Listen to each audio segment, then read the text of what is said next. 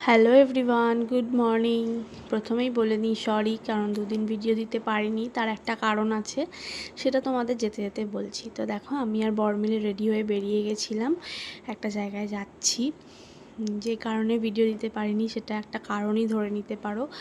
আর দেখো, প্রথমত আমারও ভালো লাগে না ভিডিও না দিতে, বাট কী করব বলো, পরিস্থিতিটা এমন হয়ে যায় যে কোনোভাবে ভিডিওটা, শুধুমাত্র দেখো ভিডিও যে করে ছেড়ে দেওয়া সেটা তো নয়, ভিডিওটা করা আবার এডিট করা। তো আই হোপ তোমরা আমার পরিস্থিতিটা বুঝতে পারবে আশা করি।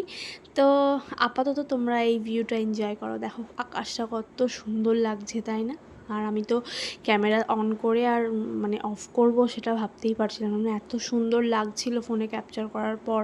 মানে একটা পুজো পুজো ভাব, মানে এরকম আকাশ দেখলেই মনে হয় যেন পুজো চলে এসছে, তাই না? তোমরা কি বলো? তো যেটা হয়েছে সেটা আগে বলি। দেখো, আমরা চলে এসেছিলাম একটা এক্স রে ক্লিনিকে আমার হাতের এক্স রে করাতে।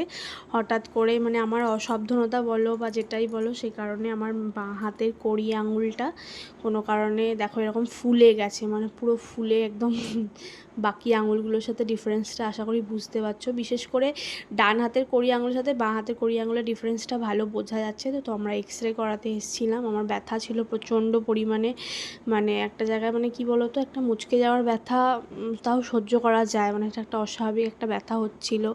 তো সেজন্য আমরা দেরি না করে এক্স রে করাতে চলে গেছিলাম। তারপর ডাক্তারও দেখাতে হতো, যেহেতু যিনি এক্স রে করলেন তিনি দেখেই বললেন যে হালকা ফ্র্যাকচার আছে।